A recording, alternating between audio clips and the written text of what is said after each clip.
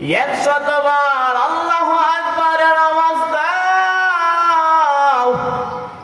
ইহার সওয়াব এমন 100 উট কুরবানি করা।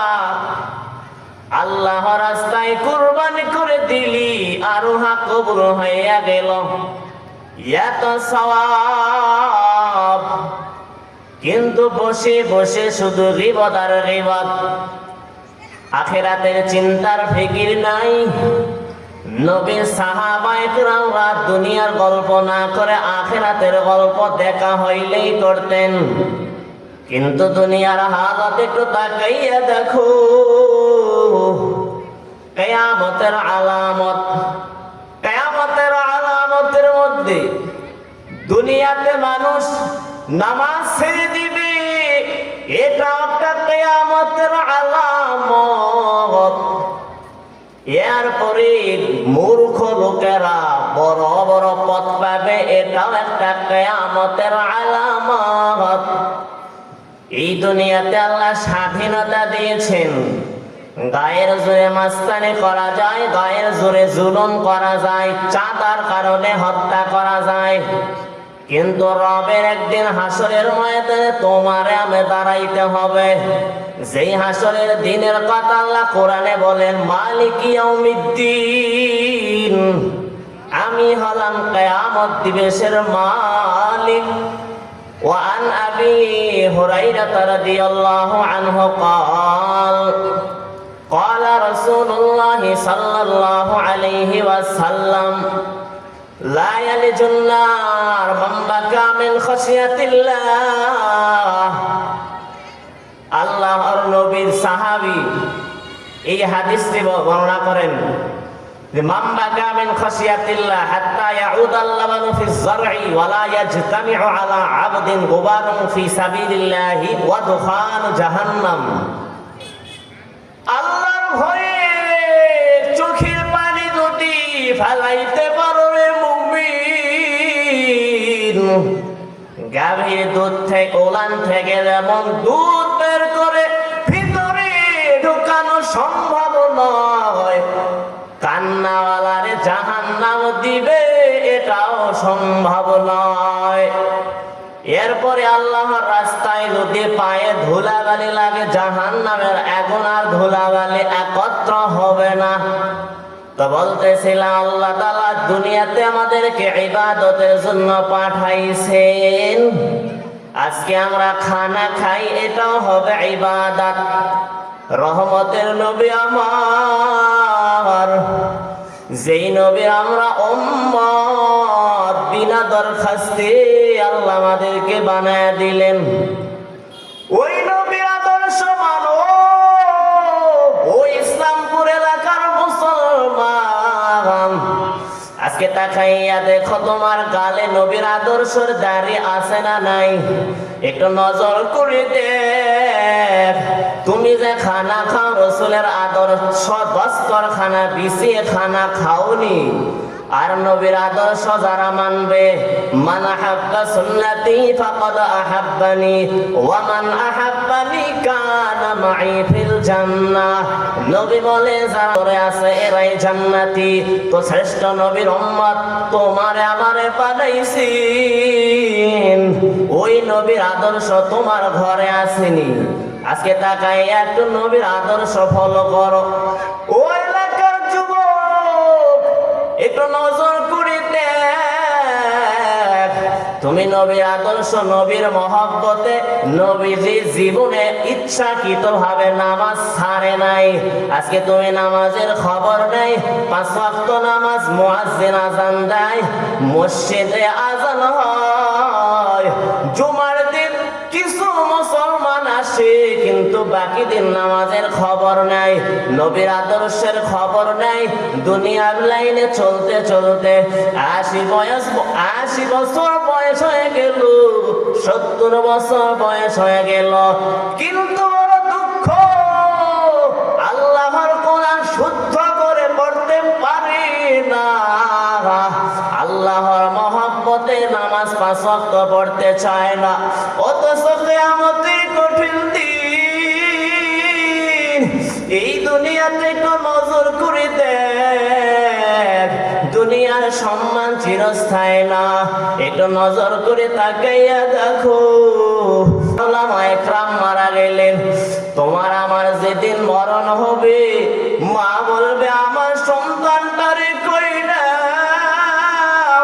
জীবনের শেষবারের মতো একটু দেখাও, আর জীবনে দেখা হবে না। তোমার আমার যেদিন মরণ হবে, ওই তোমার আমার জামার কবরের পাশে রাখিয়া কবরের দিকে যখন নিয়ে যাবি, জানাজার মাঠে নিবি, মা বলবে আমার সন্তানটারে কই নাও, জীবনের শেষবারের মতো একটু দেখা নে। আজকে দুনিয়াতে আল্লাহ তাআলা মা বাবার মাধ্যমে তোমারে আমারে বড় বানাইলেন, অথচ হাসরের ময়দান যেদিন কায়েম হবে, ওই কঠিন ময়দান ইসরাফিলের সিংহার আওয়াজে এই জমিনটা যেদিন ভেঙ্গে চুরমার হয়ে যাবে, ইসরাফিলের সিংহার আওয়াজে কবর থেকে মানুষ যখন উঠে, মানুষ যখন হাসরের মাঠের দিকে দৌড়াবে, ওই হাসরের ময়দানটা তো কঠিন, আল্লাহ বিচার করবেন। এই হাসরের কঠিন ময়দানে নবীগণ সুপারিশ করবেন, এরপরে সুম্মাল উলামায়ে কেরাম, দ্বিতীয় নম্বরে আল্লাহ হাফেজ কোরআনদেরকে সুপারিশ করার সুযোগ দিবেন। ওই কোরআনের মহব্বত তোমার আমার অন্তরে নাই, ওই কোরআনের মহব্বত, কোরআনওয়ালাকে মহব্বত করো। আজকে তোমার ঘরে কোরআনের তেলাওয়াত নাই, দুনিয়ার লাইনে চলতে চলতে এমন হইয়া গেলা নামাজের খবর নাই, অথচ কঠিন কিয়ামতের ময়দান, যেই ময়দানে ভাই ভাইকে দেখে পালাইয়া যাবে, এমন একটা কঠিন ময়দান। ওয়া ইম মিনকুম ইল্লা ওয়ারিদুহা কানা আলা রাব্বিকা হাতমান মাকদিয়া। আল্লাহ তাআলা কিয়ামতের ময়দানে এইরকম ফুলসিরাতের একটা রাস্তা আছে, আল্লাহ তাআলা কোরআনে আয়াতে বলেন যা সবাইকে অতিক্রম করা লাগবে। তো ফুলসিরাতের রাস্তা 30,000 বছরের রাস্তা, যারা যার যেই রকম আমল হবে আল্লাহ তাআলা তাকে সেইভাবে পার করে নেবেন। কেউ যাবে বিদ্যুতের আকারে এবং কেউ যাবে দ্রুতগামী ঘোড়ার মতো, আবার কেউ হেসরে হেসরে কেটে কেটে জাহান্নামে পড়ে যাবে। আজকে যদি দুনিয়াতে আল্লাহর মহব্বত নিয়ে 5 ওয়াক্ত এই ঠান্ডার সময় আমরা নামাজ আদায় করি, তো আল্লাহ তাআলা 5টা ওয়াদা দিয়েছেন, যেই ওয়াদা আল্লাহ তাআলা মরণের সময়, মরণের পর আমাদেরকে দান করবে। তার মধ্যে একটা ওয়াদা হলো, দুনিয়াতে আল্লাহ যে আমার রিজিকের জন্য দৌড়ায়, এই রিজিকের পেরেশানিটা দূর করে দিবেন। এরপরে মরণের পর আল্লাহ তাআলা ডান হাতে আমলনামা দিবেন, ফুলসিরাতের রাস্তা বিজলির আকারে পার করে দিবেন। তো এই নামাজের জন্য সাহাবায়ে কেরাম কত কষ্ট করেছেন। নবীর একজন সাহাবী, নবী মসজিদের মধ্যে নামাজ যখন আদায় করে, সাহাবায়ে কেরাম নবীর পিছনে দাঁড়ায় যায়। ওই সাহাবী এইভাবে সবার শেষে এসে ওই কাতারে দাঁড়া যায়, আবার সালামটা ফেরাইয়া দৌড়াইয়া ঘরে যায়। নবী কিছু বলেন নাই। দ্বিতীয় দিন যখন আবার অভিযোগ দিলেন, আপনার এক সাহাবী সবার শেষে কাতারে আইসা দাঁড়ায়, আবার সবার আগে ঘরে চলে যায়, নবী আবার কিছু বলেন না। তৃতীয় দিন যখন আবার অভিযোগ দিলেন, নবী কইলে ও সাহাবায়ে কেরামরা চলো, ওই সাহাবীর বাড়ি দিয়া দেখি কি যেন মুসিবত। নবী আবার সাহাবায়ে কেরামদেরকে নিয়া ওই গরিব সাহাবীর বাড়ি হাজির হয়ে গেলেন। ডাক দিয়া কইলে, সাহাবী ঘরে আসো, একটু আওয়াজ দাও। কোনো আওয়াজ নাই। নবী আবার চিল্লাইয়া কয়, ও সাহাবী ঘরে আসুন, একটু আওয়াজ দাও। এর এবার কোনো আওয়াজ নাই। নবী যখন তৃতীয়বার চিল্লাইয়া ডাক দিলেন, সাহাবে কান্না করে কয়, রে রহমতের নবী আমার, ঘরের মধ্যে কোনো কাপড় নাই, একটা শুধু কাপড়, এই কাপড় আমার বিবির করতে রাখিয়া আমি নামাজের জন্য দৌড়াই। আবার যখন নামাজ শেষ করার পর আমি ঘরে আইসি, আমার বিবির কাপড় দে আমি করতে থাকি। আমার বিবি নামাজ আদায় করে। নবী দৃশ্য দেখে কান্না মাখা হয়ে গেলেন আর তার জন্য দোয়া করলেন। এখান থেকে ওই ইসলামপুর এলাকার মুসলমান শিক্ষা নাও, সাহাবায়ে কেরামও মানুষ, তুমি আমিও মানুষ। হাসরের ময়দান তুমিও দাঁড়াইবা, আম্মা জান খাদিজা রাদিয়াল্লাহু আনহা দাঁড়াইবে। ও বাবা, আমার শ্রেষ্ঠ নবী রহমতের নবীও কিয়ামতের ময়দানে দাঁড়াইবে। এমন একটা কঠিন ময়দান, যেই ময়দানে আল্লাহ বিচার যখন শুরু করে দিবে, জাহান্নামগুলো সামনের দিকে আগায়।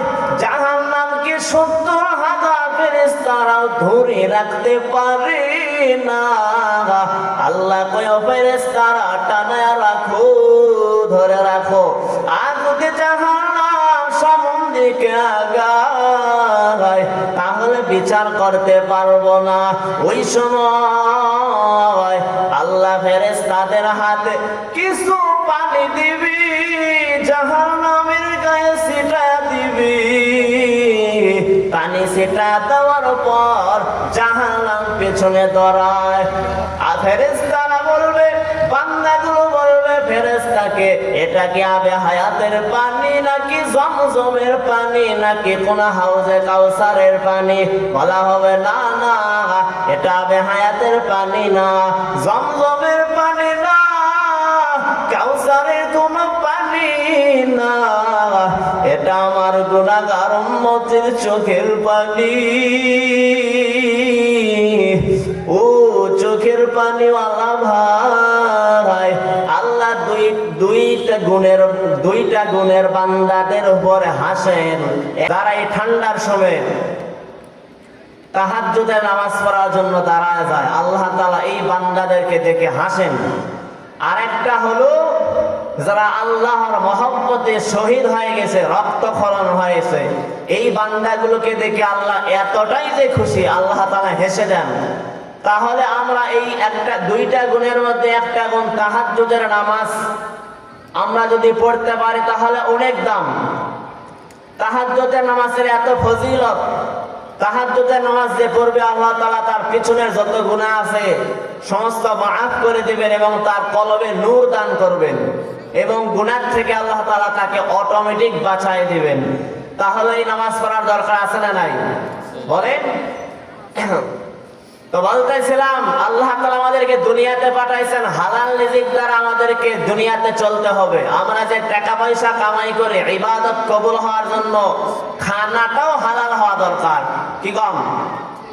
আল্লাহ তাআলা এক আয়াতে বলেন, ওয়া আহাল্লাল্লাহুল বাই'a ওয়া হাররামার রিবা, আমি সুদকে হারাম বানিয়ে দিয়েছি এবং বেচা কিনাকে বৈধ করেছি।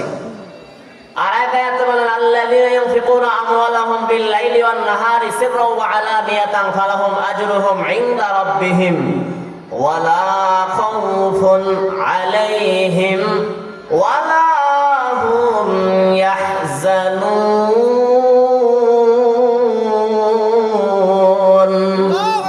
এই কালামে জিন্দা কোরআনে হাকীম, হিকমতে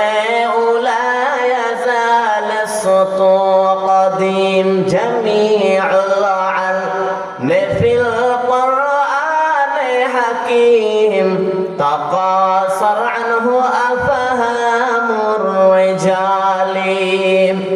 ওই আল্লাহ তাআলা এই আয়াতে বলেন, আল্লাযীনা ইউনফিকুনা আমওয়ালাহুম, যারা আমি আল্লাহর মহব্বতে আমি আল্লাহর রাস্তায় প্রকাশ্যে গোপনে ব্যয় করে তাদের পুণ্য ফল তাদের মালিকের নিকটেই রয়েছে।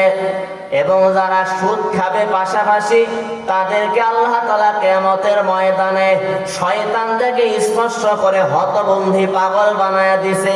ওই বান্দা সুদখোর কিয়ামতের ময়দানে পাগলের ন্যায় দাঁড়ায়া যাবে। আর আল্লাহ দুই দল মানুষের সাথে যুদ্ধের ঘোষণা দিয়ে দিছেন।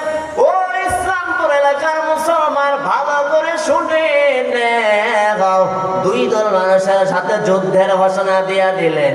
একটা হলো যারা সুদ খাবে, আপন মায়ের সাথে জিনার গুনাহ।